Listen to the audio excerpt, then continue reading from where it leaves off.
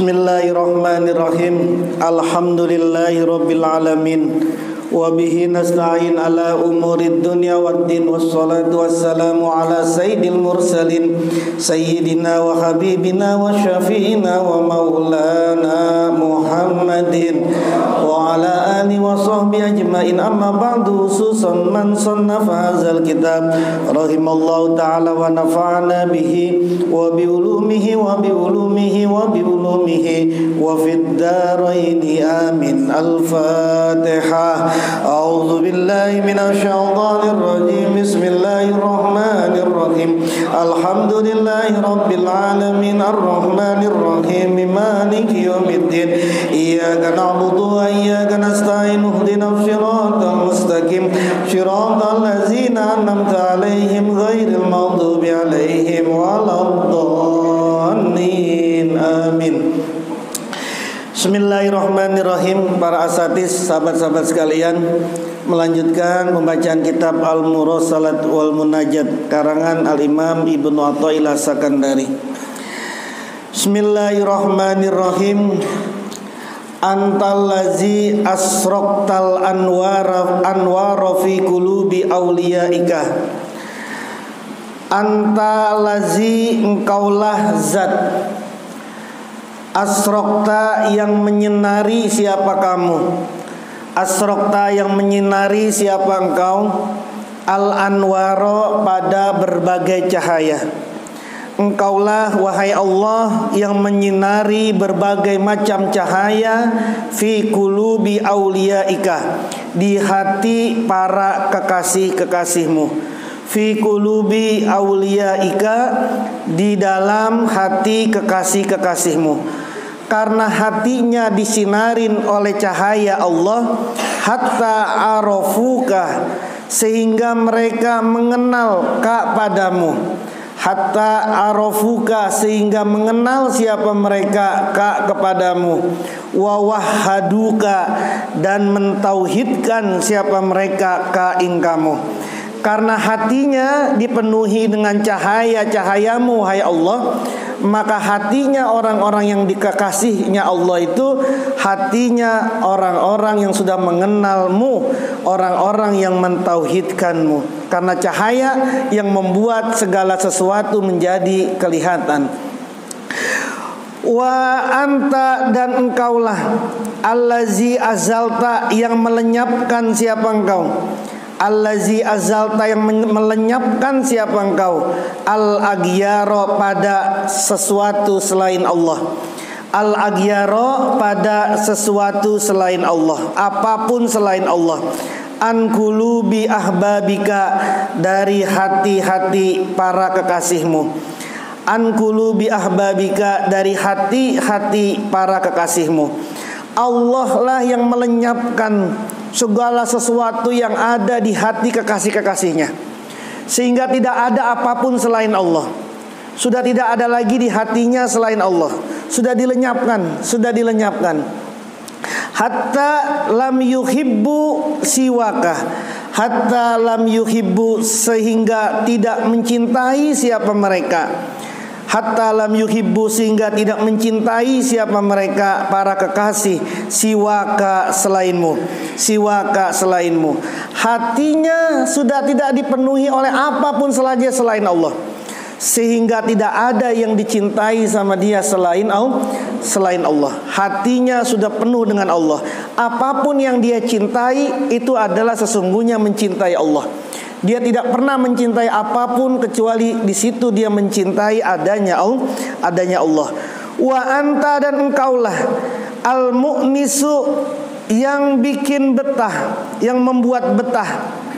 Wa anta, dan engkaulah al-mu'nisu, yang membuat betah. Lahum, pada mereka. Haitsu au hasathum, sekiranya membuat jenuh. Haitsu au hasathum, sekiranya membuat jenuh. Hum, kepada mereka. Ahbabika, al-awalimu, apa alam-alam. Al-awalimu, apa berbagai macam alam. Falam yasta'nisu bisyai minha, Jadi Allah lah yang membetahkan mereka. Allah yang membuat mereka betah di saat alam-alam membuat mereka jenuh. Alam-alam membuat mereka jenuh. Seperti yang dikatakan oleh Al-Imam Matraf bin Abdullah. Imam Matraf bin Abdullah pernah menulis surat kepada Khalifah Umar bin Abdul Aziz. Kata Imam Matraf, wal yakun unsaka billah wan kito aka ilaih. Jadikan betahmu itu untuk Allah. Betahmu itu kepada Allah. Jadikan betahmu itu kepada Allah. Pokoknya selain sesuatu yang tidak terkait dengan Allah, selain sesuatu yang tidak terhubung langsung dengan Allah, dia nggak betah. Pokoknya dia betah kalau di situ dia merasa ada Allah. Kalau apapun yang membuat dia betah itu ada Allahnya di situ. Fa inna lillahi ibadan ista'nasu billah. Karena Allah punya hamba. Allah punya hamba-hamba yang mereka itu betah sama Allah. Fakanu fi wahdatihim asaddu isti'nasan minhum ma'an nasi fi kasratihim. Mereka itu orang yang betul-betul betah. Betah di saat manusia yang lainnya tidak betah. Au hasama yakunun nasu anis ma yakunun. Mereka itu gelisah, mereka itu jenuh pada sesuatu yang manusia betah di dalamnya. Wa anisun ma yakunun nas au hasama yakun. Dan dia betah pada sesuatu yang umumnya manusia tidak betah. Betahan mana? Main handphone 1 jam atau baca Quran 1 jam? Betahan mana? Betahan mana? Buat orang yang sudah jadi kekasihnya Allah, buat orang yang menjadi sudah kekasihnya Allah, maka dia betah terhadap sesuatu yang orang umumnya nggak betah. Dan dia tidak betah di umumnya orang-orang itu betah. Kuatan mana? 2 jam nonton konser dangdut apa 2 jam dengerin ceramah? Mana? Betahan mana? Duduknya enakan mana? Betahan mana? Umumnya kan lebih betah itu. Tapi bagi orang yang sudah menjadi kekasihnya Allah itu betah dia. Betah di sesuatu yang manusia itu tidak betah. Umumnya orang itu habis sholat maghrib sampai sholat isya itu nggak betah itu. Untuk duduk, ngaji, sholat, zikiran sampai isya nggak betah itu. Umumnya orang nggak betah itu. Tapi dia betah di saat banyak orang tidak betah. Umumnya orang itu habis sholat mau kabur aja. Dia mah enggak, duduk dulu, zikiran dulu, betah dia. Itu berarti sudah tanda-tanda tuh. Sudah menuju ke tanda-tanda di mana dia betah pada sesuatu yang orang kebanyakan tidak betah. Pelan-pelan situ gitu. Orang-orang betah malam duduk saja zikir 1 jam, sholat 1 jam, zikir. Itu orang nggak betah itu. Tapi kita betah di situ. Namanya juga betah. Betah itu kan pengennya segera selesai apa enggak kalau betah? Kan enggak, namanya juga betah. Betah itu sesuatu itu pengennya tidak cepat selesai. Kalau enggak betah pengennya segera. Kalau jenuh pengennya segera selesai. Oh, lama banget sih ini, kapan rapinya ini? Kalau betah, udah rapi aja sini, cepet gitu ya.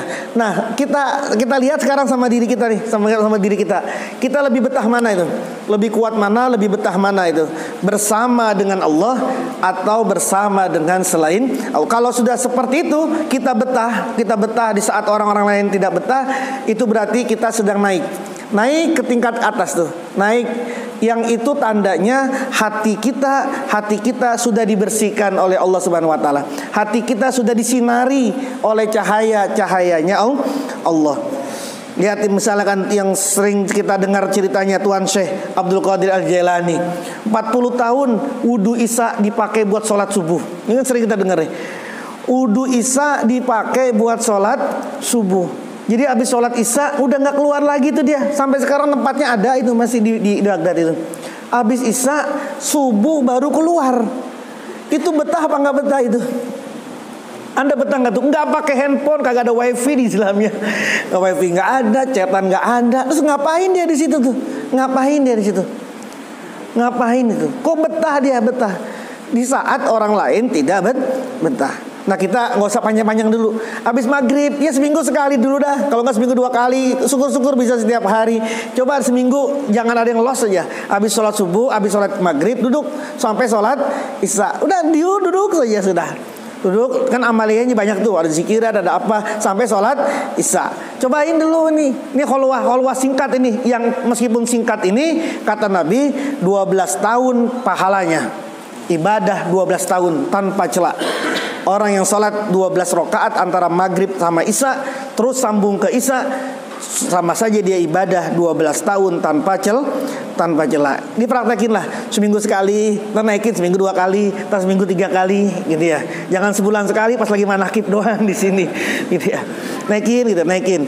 Itu biar belajar betah bersama dengan Allah. Wa anta dan engkaulah allazi hadaitahum, zat yang memberi hidayah siapa engkau hum kepada mereka. Hadaitahum, zat yang memberi hidayah kepada memberi hidayah siapa engkau hum kepada mereka. Hattastabanat sehingga nyata lahum pada mereka bagi para kekasih al ma'alimu apa berbagai macam tanda. Hidayah itulah yang membuat tanda-tandanya Allah itu nyata di depan kita. Kita ini nggak tahu tandanya. Ada tanda loh dilarang masuk, ada tanda dilarang melakukan ini, ada tanda dilarang menyatakan ini, ada tanda kalau melakukan ini begini loh apa pahalanya, ada tanda itu. Tapi nggak pernah rabun kita ini, nggak nyata, sehingga kita tablas saja tanda-tanda itu tuh. Orang ada perboden ditablas, ada perboden nggak ngelihat tanda, lewat aja. Ada polisi kena nggak? Ada polisi kena nggak? Kena. Itu juga begitu hidup. Ada tanda dilarang masuk, diterobos sama dia. Ya kena lah. Kenapa kok nggak ngelihat tanda? Ada tanda. Allah itu menyebar tanda. Nah orang yang sudah diberikan hidayah akan nyata tanda-tanda Allah bagi mereka. Maza wajada apa yang menjumpai. Maza wajada apa yang menjumpai man orang. Fakoda yang tidak ada siapa man, yang kehilangan siapa man. Fakoda yang kehilangan siapa man ka padamu. Apa yang dijumpai oleh orang yang sudah tidak ada apapun selainmu. Apa yang dijumpai oleh orang yang dia tidak punya engkau. Ini maksudnya nih, maza wajada man faqodaka. Apa yang didapat oleh orang yang tidak punya engkau. Wahai engkau ya Allah. Apa yang didapat oleh orang yang tidak ada kehadiranmu di dalamnya. Meskipun dia punya dunia seisinya, tapi tidak ada Allah di dalamnya, maka dia termasuk afqarul fuqara, paling fakirnya, paling miskinnya orang-orang yang fakir. Kata syair, likulli syai'in iza faraqtahu iwadun. Segala sesuatu itu jika kamu berpisah, jika kamu kehilangannya, iwadun, ada gantinya. Apa aja segala sesuatu kalau kamu kehilangan itu, kamu berpisah dengan itu, iwadun, itu ada gantinya. Tapi walaisa lillahi in faraqta min iwadin. Tapi tidaklah kalau kamu kehilangan Allah itu ada gantinya. Tidak ada. Engkau kalau kehilangan Allah, kita kehilangan Allah, maka tidak ada gantinya sudah. Tapi kalau kehilangan selain Allah, kehilangan apapun saja, itu pasti ada gantinya. Ada kehilangan uang, ada aja nanti gantinya. Kehilangan sesuatu, ada gantinya. Diputusin pacar, ada aja nanti gantinya. Tenang, nggak ketutup dunia itu, nggak ketutup. Ada gantinya nanti itu. Apa saja yang engkau kehilangan, itu pasti ada gantinya. Selain Allah, kalau engkau sudah kehilangan Allah, maka sudah tidak ada lagi itu yang bisa diganti. Al-Imam Abu Bakar As-Sibli, salah seorang ahlu silsilah Thariqah Qadhiyah Naqsabandiyah, pernah ditanya, al-ayyul khusron a'zam, kerugian apa yang paling besar? Imam Asyibli pernah ditanya gini, kerugian apa yang paling besar wahai Imam? Kata Imam Asyibli, man fatathul jannah wa dakhalan nar. Orang yang kehilangan surga dan dia masuk neraka. Kata Imam Asyibli begitu. Dijawabnya begitu. Orang yang kerugian besar adalah orang yang kehilangan surga masuk ke dalam neraka. Ketika Imam Asyibli wafat, maka ada seseorang yang ngimpi ketemunya. Ketemu Imam Asyibli, ma fa'alallahu bika. Apa yang sudah Allah perbuat kepadamu. Jadi banyak nih ulama-ulama yang meninggal kemudian dimimpikan sama muridnya, lalu ditanya, ada apa? Nah, termasuk Imam Asyibli, apa yang Allah sudah perbuat kepadamu? Maka kata Asyibli begini, lam yutalibni bil barohin wad da'awa illa ala syai'in wahid. Allah tidak menuntutku untuk menyatakan dalil dan berbagai alasan kecuali atas satu hal doang. Allah nggak nanya apapun, Allah nggak nuntut apapun kepada saya, Allah nggak minta alasan apapun kepada saya, kecuali cuma satu doang nih. Yang qultu zata yaumin, yang aku pernah ngomong suatu hari tentang ini nih. Apa itu? La hasarata a'zamu min husranil jannah wa dukhulin nar. Yaitu ucapanku, tidak ada kerugian yang paling besar kecuali kehilangan surga, masuknya neraka. Allah negor aku ternyata. Ayu hasaratin a'zamu min husrani liqa'i. Wahai Asyibli, kerugian apa yang paling besar daripada kerugian tidak bertemu dengan aku? Kalau gak ketemu surga masih kecil itu. Tidak ada kerugian yang paling besar daripada kerugian orang yang tidak ketemu dengan aku, meskipun dia ada di dalam neraka. Seperti yang pernah disampaikan, ada orang ahli surga, ada penduduk surga yang nanti minta tolong sama Allah segera dikeluarkan dari surga, karena di surga dia nggak ketemu sama Allah. Seperti orang neraka memohon minta dikeluarkan dari neraka. Jadi nanti ada orang di surga yang mohon-mohon sama Allah dikeluarkan dari surga. Keluarin saya dari surga, keluarin dari surga. Seperti orang neraka minta memohon dikeluarkan dari neraka. Kenapa? Karena di situ dia nggak berjumpa dengan Allah. Jadi sesungguhnya tidak ada yang lebih rugi ketimbang orang kehilangan Allah. Inilah yang dipakai oleh dalam kalangan tasawuf, bahwa tidak ada kenikmatan yang paling tinggi, tidak ada permintaan yang paling tinggi kecuali Allah semata.